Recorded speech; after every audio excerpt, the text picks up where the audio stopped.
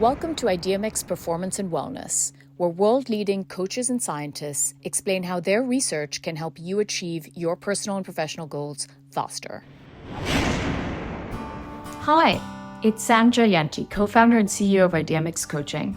Coaching's played an important role in my life. It's helped me through my journey to become a powerful leader, mother, and wife. IdeaMix coaches help you increase your self-awareness, improve your problem-solving skills, and evolve your habits to achieve your goals. All things I'm grateful to have learned and done through my own coaching journey. Our easy 1-minute assessment matches you with an IdeaMix coach that best fits your needs and values. Each IdeaMix coach is vetted and experienced and helps clients map and achieve their wellness, professional, and business goals. If you or someone you know could benefit from coaching, visit our website at www.theideamix.com. We also know that not everyone can invest in coaching right now, and that's why we provide free coaching in our Coach Shorts episodes. If you think someone you know would benefit from it, please share our podcast with them. Thanks for listening, and see you next time. Welcome. Today we're excited to have Professor Hise Gibson join us on the show. Hise is a senior lecturer of business administration at Harvard Business School. He's a West Point graduate and Army aviator, retired U.S. Army colonel, having served with distinction for over 25 years, earning the Legion of Merit and Bronze Star, among other accolades. Hise's research interest is in leadership, technology, and crisis management. Hise, first, thank you for your service, and welcome to IdeaMix. Oh, thank you for the invitation. Really appreciate it. So I wanted to start with some really quick questions. So there are going to be 5 quick, short answers. Here we go. Are leaders born or made? Both. Okay. Is it possible to develop a system of leadership? Absolutely. Do you think most companies have a well-functioning system of leadership or not? Not at all. Is it possible to draw some lessons on leadership from the military to apply in a corporate context? Yes. And if you had to pick a piece of sports equipment to be, what would that be? Wow, that's a good one. What's at top of mind right now is a lacrosse stick. Okay, that was not the answer I was expecting, but we'll come back to that. So leadership, technology, crisis management, it's perhaps the single most important triad of topics, right, that every business and every leader needs to confront when they ask questions like, how do I create sustainable leadership in the organization? How will technology affect my customers and business model and people? How resilient is the organization and can it withstand crises, right, which arise on a more than regular basis nowadays? You spent the first part of your working life in the military, and I imagine you aren't surrounded by people who are ex-military at Harvard Business School. So what is it that made you want to become an academic thinking about these issues? First, I think I really appreciate the question around the reason why I wanted to become academic, I think, is because of the flexibility and the opportunity to continue the arc of service. So if you think about just my background, the thread that goes through it that's not really at present is the word service. Right. And I think taking all that I've learned in an academic space by studying and researching, even when I was in the military, and all the actual practical lessons that I've learned through serving in Iraq and Afghanistan and leading large helicopter organizations. Yeah. I think there's an opportunity to marry those things and then put it out into the world. And what better place to put tangible, real, actionable information out into the world than at the Harvard Business School? Yeah, I agree with you there.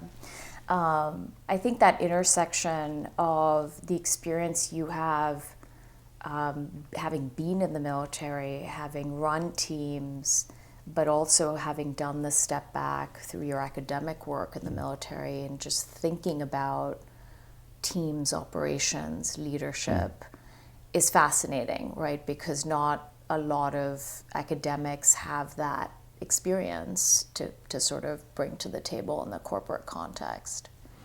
I think absolutely, and I believe that there's a unique opportunity, especially when you have a chance to sit back, reflect on what you've done, and realize that there's been amazing academics who've studied the theory behind it, Yeah. and have had conversations with folks across many industries, many senior leaders, and realize that the same challenges that I faced as an Army officer are very similar to challenges that most CEOs in any industry face every single day.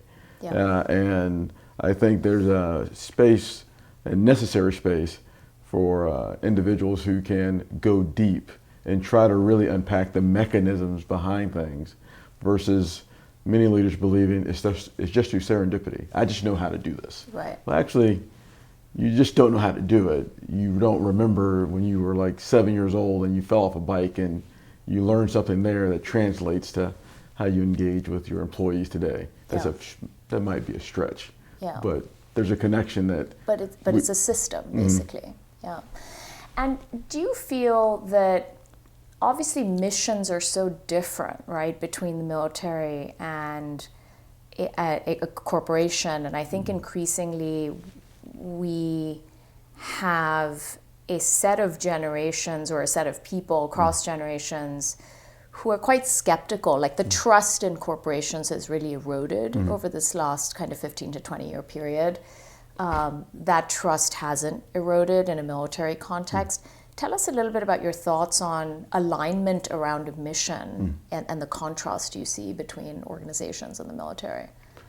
The most important thing in order for any organization to accomplish its desired mission or desired end state, as I'll say, is to figure out a way to communicate some leader's awesome goal, which is around what is that your value set. Yeah. And from that value set, well, to operationalize that, you need to have some kind of mission, so something tangible in which we do. Yeah. Unfortunately, a lot of times in corporate settings, it kind of stops there. At that, here's our values, here's our mission. But there's a lack of communicating how that mission is operationalized. Right. So when you get down to the brass tacks, the individuals in the organization who are getting the work done, especially in current day, people want to know, where does my contribution matter in the larger organization? So it's sort of like so what? Like what happened with my contribution and how did it make an impact? And I would say, because of what you highlighted, the generational differences, if we think about organizations having about 5 generations-ish now, which means those who are older really don't need that. Right. Don't really care as much. Yeah. Just going to get it done. Yeah. Whereas our colleagues who may be who have just entered the workforce really do want to know what their value is and needs to be communicated, which for the leader is kind of exhausting. Now, if I jump to a military context, this alignment around mission is just a part of the culture. Right. So the culture requires us to communicate, here's our mission, and this is how you're going to do this mission, and this is where your contribution sub-organization exists. And then the leaders are trained and developed in such a way to be able to translate that without saying something like, my boss said so. Right. They're able to take it, understand it, and then figure out how to morph it into the relevance for what they have to do and where they fit, which is communicated all the way down, which creates the alignment necessary to accomplish a mission, which is why you can drop any U.S. military organization group anywhere on the planet and something will get done. Right, right. And they'll align around that mission. Yeah, makes total sense. I want to show our listeners, Hise, a short clip from a presentation that you made, which talks about what's required of leaders. So let's take a quick look and listen. But the most important part about leadership is actually the 12 inches between our ears, because leadership is really easy, really simple. All you got to do is a few things. In order to be a decent leader, just these 6 things. That's all. No problem. So you need to understand what's going on. Then you need to be able to visualize what you just understood, describe it in a way that everyone understands in order for you to direct resources, then assess those resources you direct, and then voila, you're leading. So why isn't everyone doing it? And why are there over 1,000 books on Amazon right now that have leadership in the title? But if you're able to do these sort of okay, then it's very infectious. You're going to be able to power down to your team in a way in which to develop them, which gives you the trade space necessary in order to manage risk and do the things only you can do. Because when you're a leader, I'll say at the top of the pyramid, so to speak, there's a handful of things only you can do, and you have fantastic teammates that you can leverage that can help you be a better person, enable your organization, and then power all the way down and create the flat organization we all wish we had, but it's challenging to maintain and manage. As you highlight, leadership is something both leaders and organizations really struggle with. And here we are discussing leadership because of that existential struggle. You laid out this idea of these are the things that a leader needs to do. Tell us a little bit more about how you developed that framework. Well, I would take complete, I will take, it's all of mine. It's all mine. Credit. I did all of this. Claim it. But I can't do that. I learned it from being in the military because it's part of how we generally communicate what is required of leaders. So leaders have to be able to lead. Yeah. That's pretty basic, right? But they also have to be able to understand what they need to do. Right. And once they understand what they need to do, they have to be able to describe this, describe what they need to do to others, because it's not really what they are doing, it's how do they translate what's required to someone else. Sure. Then they have to do solid assessments, not only of people, but assessments of missions and what can we do, what can we not do, in order to understand where to ask for help. Yeah. Then they have to be able to direct resources. And I think as leaders become more senior, sometimes it's forgotten that the higher you elevate in an organization, the more you become a resource manager, right, where you have to allocate things, which means you're actually giving your power away.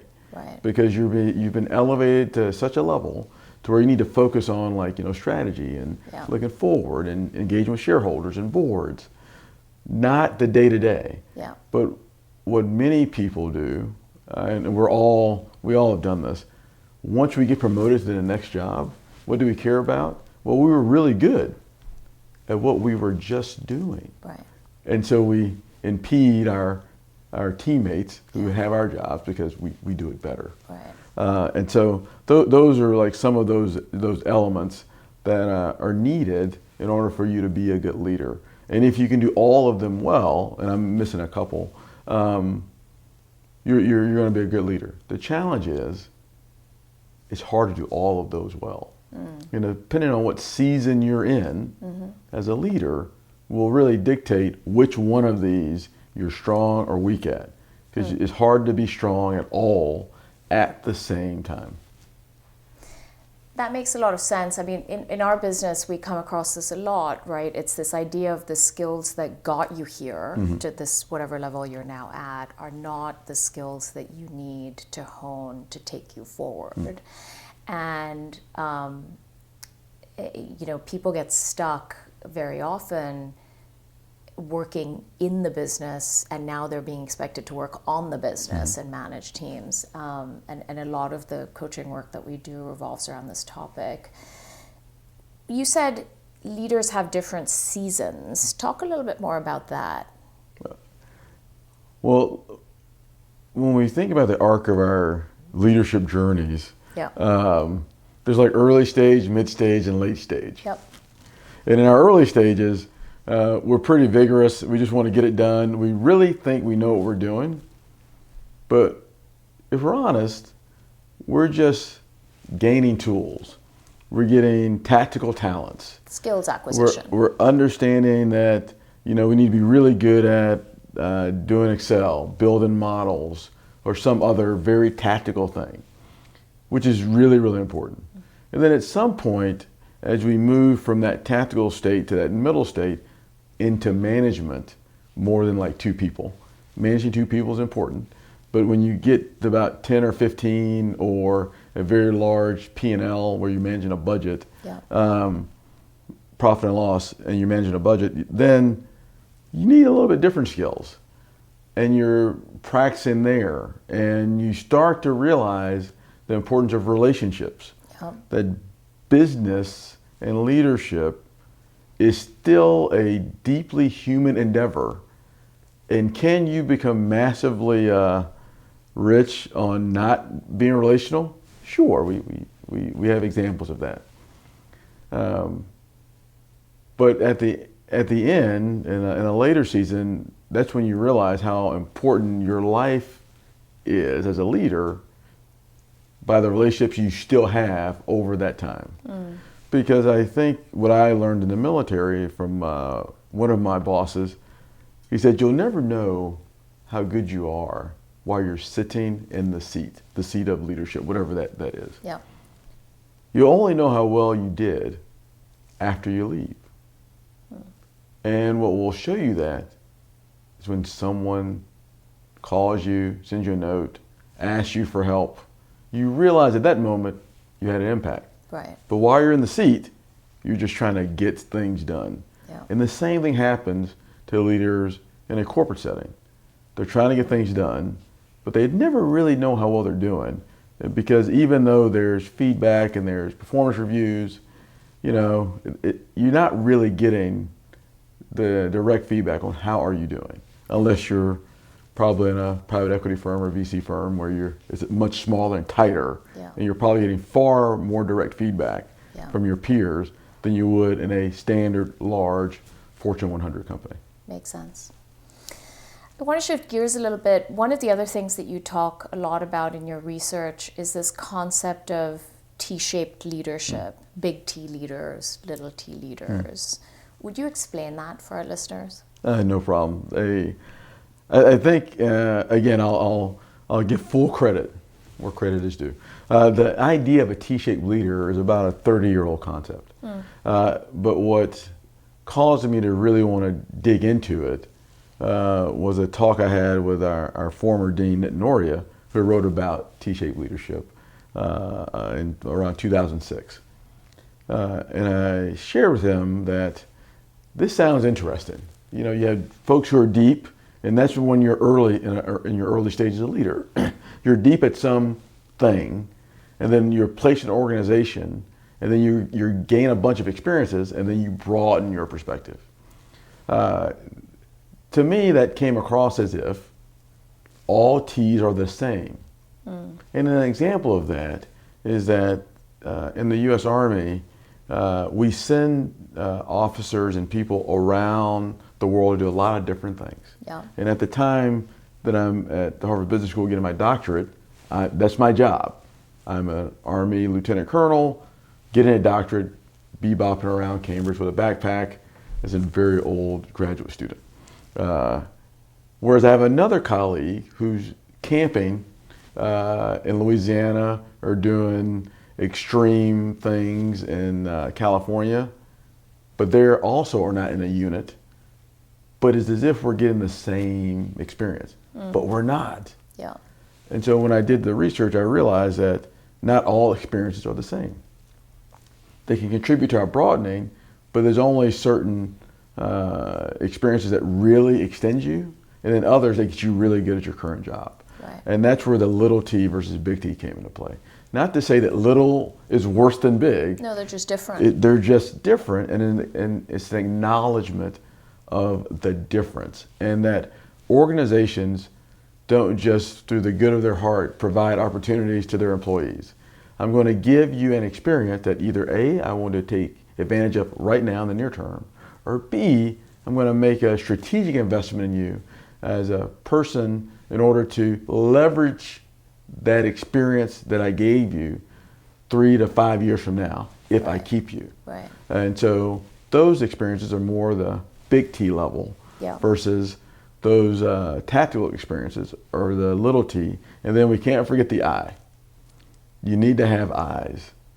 If we think about a factory, what are the eyes? Eyes are just, I need you to push the red button. Okay. I need you to come to work, provide value by doing a very singular thing. Right. And there's many organizations that have a lot of eyes. Yeah. I have a little brother who works in a chemical plant. And you need a lot of eyes in a chemical plant. The only T you need is like the guy running the plant. Right. Everyone else are groups of eyes doing a very specific function to create a process to make a product. Yeah. That is extremely valuable. Yeah. Different than a McKinsey consulting firm. Right.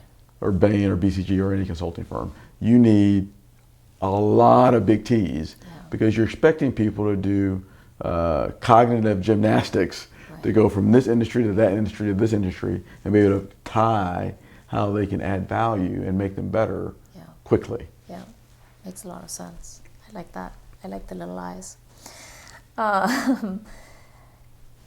You've talked in some of your work about how uncertainty is a given, right? And probably every generation feels this, but it certainly feels like a time in the world where uncertainty is on the increase rather than the decrease. It's a framework that you've called VUCA, which I want you to explain to our audience.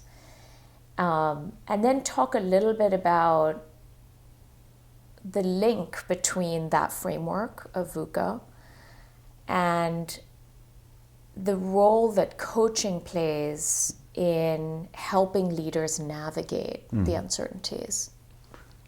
I think that's a great question, and I appreciate it because in the military generally we assume that the world is volatile, uncertain, complex, and ambiguous. Yeah. That's the going in assumption. Right. By having that going in assumption, that means when you go into an ambiguous situation, not doing anything is not an option. Right. You have to do something, you have to move forward because sitting still could be detrimental. And so that going in idea allows for constant movement and even certainty in ambiguity, and to be able to create an opportunity to be comfortable operating in the gray. Many might believe that, well, a militaristic organization, in a militaristic organization, people will just do what they're told. There's absolutely no innovation. People will just run into a wall. Maybe in a movie. Right. But because the military is a people-centered organization, people are people. Yes, there are rules, but you have to be motivated to get things done. And so they expect their leaders to be able to bring order to chaos. And by having this going in assumption around being volatile, uncertain, complex, and ambiguous, okay, we put that on the table. Got it. We have no idea what we're doing. But we're told we have to do something. We have a mission, and we have other frameworks to help us bring order to chaos to move forward. Yeah.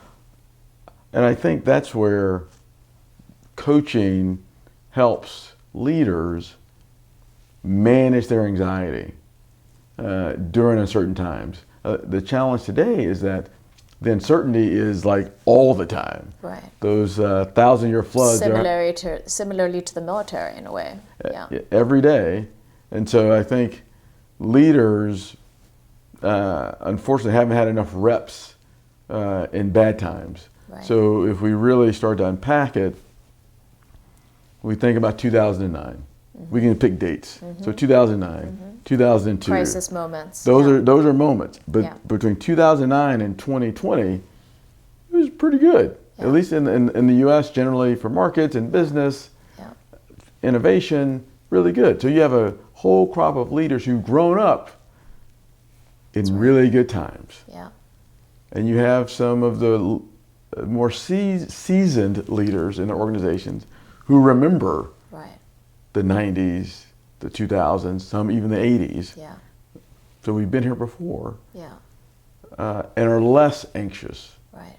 And they have the scabs to remember, and they have pattern recognition, Yeah. whereas the leaders who have come up post 2009 to now don't, which means their anxiety is really, really high, Yeah. which causes the need for coaching to be really important. There was a time where coaching was looked at as a bad thing. Oh, what's wrong with you? Right. There's a problem. Right. Whereas I think every leader I know has an amazing coach to help them think about how to maneuver and how to manage not only themselves, but provide them an outlet to really reflect on how to manage their organizations. Yeah. And without that outlet, they might be in a very different state.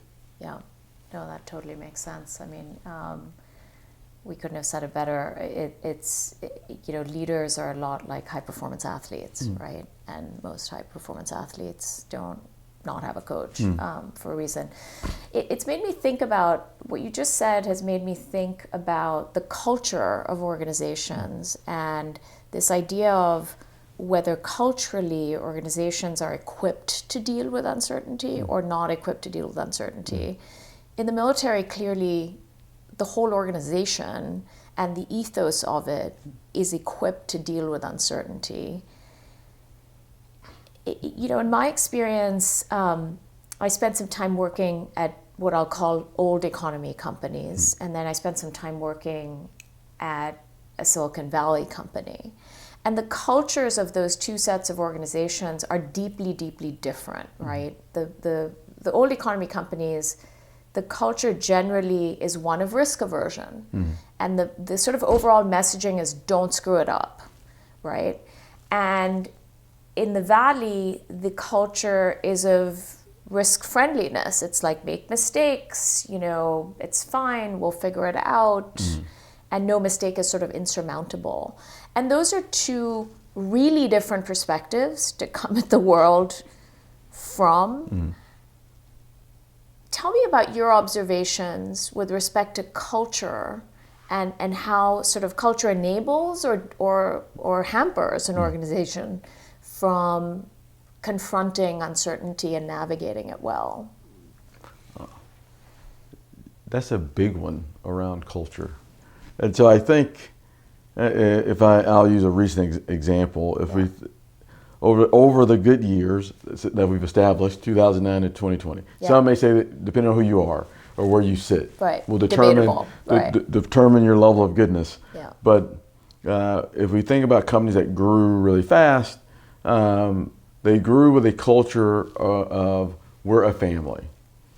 We're going to support each other. Come as you are, do what you want. No big deal. But then those organizations grew. Yeah. And grew and grew. And then post-pandemic, there's a recalibration that's happened. So those organizations that were families had to, there's an old analogy. You can't fire your family. You can't, you don't pick your family. You don't pick your family. Yeah. Which means you can't fire your family. Right. Period. Yeah. But in corporations, you can let people go. Yeah. So are you a family? Right. And so just those actions completely cut at the culture of the organization and causes employees to be concerned. Right. But if, as you highlighted, old economy companies, that wasn't a big deal. Right. That was just part of how the corporation operated. Yeah. And so I think many organizations now are grappling with what their culture is going to be, how their culture is going to operate, and how do they really want to define it to ensure that they highlight their values, hire talent that is aligned with their values, but also can do what they need to do for the shareholders, which are very opposing things. Yeah. Because the most expensive part of any organization are going to be the people. Yeah. So I think double clicking on culture is going to be far more important today and in the future than it has ever been, not because of anything the leader's doing, it's because of what the employees who are coming to the workforce expect. Yeah. And that expectation is that you as a leader care about me, you as an organization will support me, Yeah. or I will leave. Right. And if we look at the highly talented technical field, that's where that's more present. Yeah. Far less present, that idea, in other organizations where you're just kind of getting things done, but it's starting to bleed over even into manufacturing. Yeah. People still want to feel valued. That's right. So I think organizations will continue to fight around what is our culture, are we aligned, and have we communicated in a way to at least hit the middle. Yeah. I mean, that communication piece is so important in my view. A lot of times, the organizations that we work with, we find that what you'll call the big T leaders are thinking about and are preoccupied about what is the culture that we're creating in the organization. How do I change it? How do I evolve it?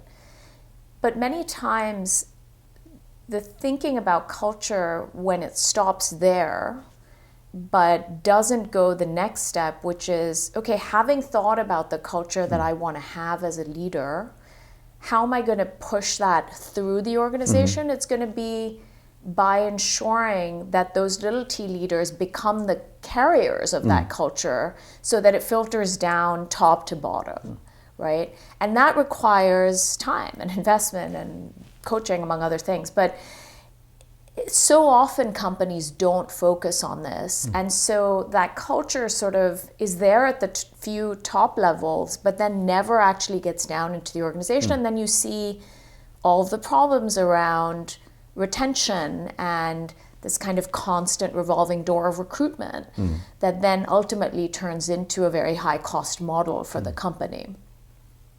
And I think the reason why that it stops at the top is because if we think about those who made it to the top, Right. they're really, really good. Yeah.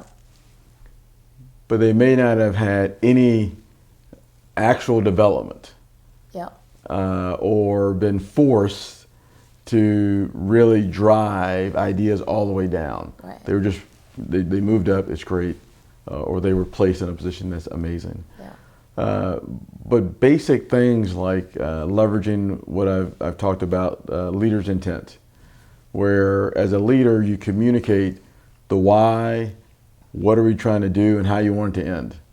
That's a very basic framing that, if done well, can then be translated from the top to the middle to the bottom. And what that does is provides accountability on both sides. Right. The end state, telling you how I want it to end as a leader, makes that leader accountable. So it's almost like a pact that I just made with my team. Yeah.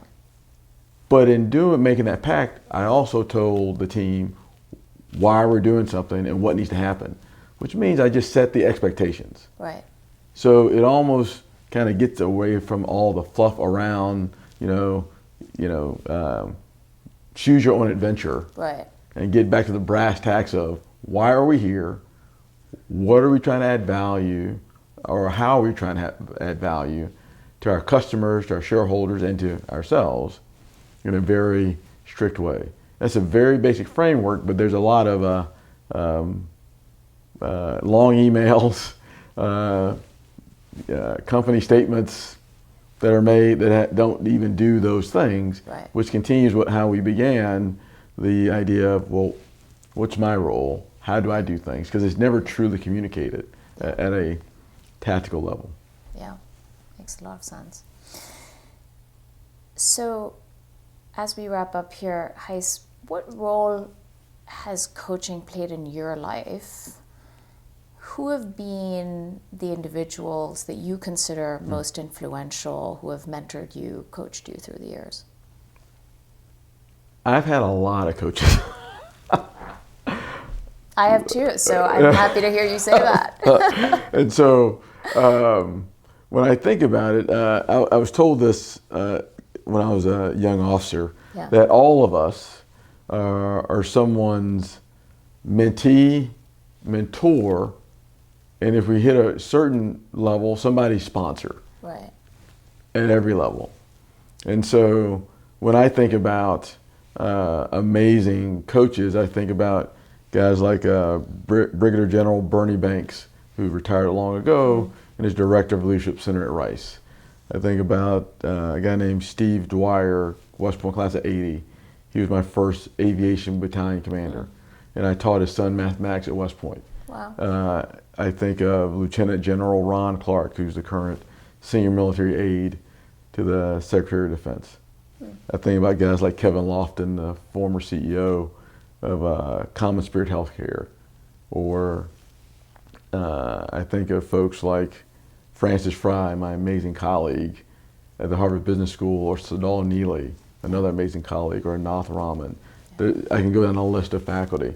So, and what those different coaches do is really help me navigate seasons. At certain points in my life, how do I get past this? What do I need to do? What do I need to think about? And you need someone who's not going to tell you it's going to be okay. You need someone to tell you, well, these are your options. Right. This is what I would recommend, but it's really up to you. The best coach I had and still have is a guy named Major General Price. He was a HR leader in the Army for all of Forces Command when he retired, which is a whole lot of people, and now is an executive. But he's known me since I was a sophomore in college. Wow. And has walked with me through basically my entire life. Yeah. And he would always give me advice. He was a great coach. And most times I would always balk at his advice, like all the time. But he still talked to me.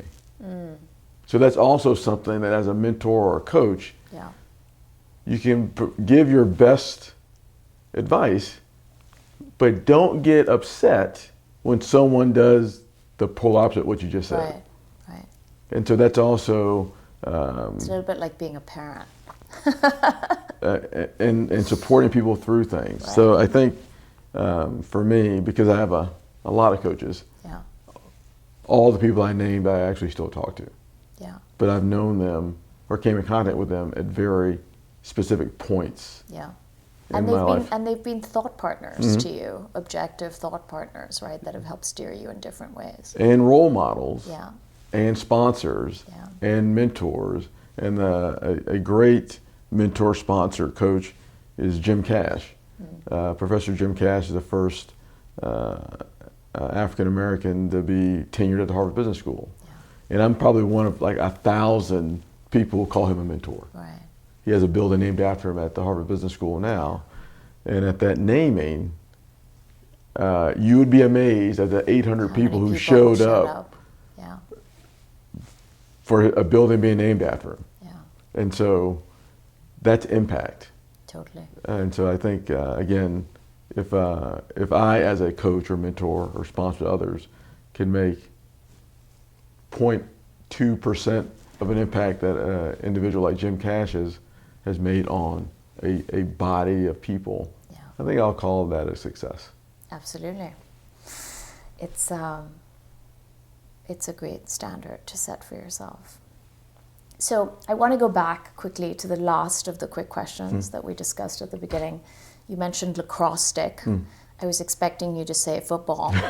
But tell us a little about that. Well, my oldest daughter plays lacrosse. Okay.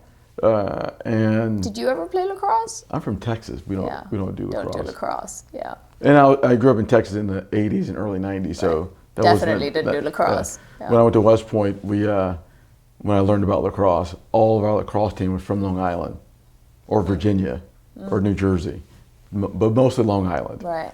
So not a thing. Interesting. But my oldest daughter plays lacrosse. Yeah. And there's a level of finesse, agility, and fearlessness that comes with playing the sport. Yeah. And so, I mean, trying to catch a ball in a little net, that's a little too complicated for me. Right. And so I think, but it translates to leadership, because in the current day, you have to be massively resilient. Yeah. Because everything's coming at you 24/7, a lot of pressure. That's for sure. You have to be agile to maneuver up, down, and sideways. And for leaders at the highest level, yes, they have to think about inward, but they really have to manage outward in order to protect the operations inward. Yeah. And that requires a level of agility that I don't think we give credit where credit is due to those leaders who do it well. Right. By being able to manage their digital footprint, by being able to manage their boards, by being able to manage how they market and how their brands are defined. Yeah. The leader has to be able to do that. And then also that sport requires a lot of stamina. That it does. And if we're honest, leadership is a contact sport. Yeah. You can't do it from behind Can't do it your any other iPad, way. Yeah. or be an email tough guy or Yeah. a tough person. Yeah. You got to have stamina, and what stamina means, you have to have a lot of reps. And I think that's the part that is massively necessary. Practice, the practice of leadership, and getting the reps. And when you trip and when you fall, you get up and do it again, and again, and again. And I think that's the part where being at HBS is great to see. On one end, MBAs who are massively amazing trip for the first time in some of their lives. Yeah. And then on the other end, engage with amazing executives who are really trying to ponder how to make their best better and increase their stamina to increase their business to do even better. So at the same time. So it's great to be able to move between those those two worlds. worlds at the same time. Yeah. And a lacrosse stick, I think, kind of defines that. I like that analogy.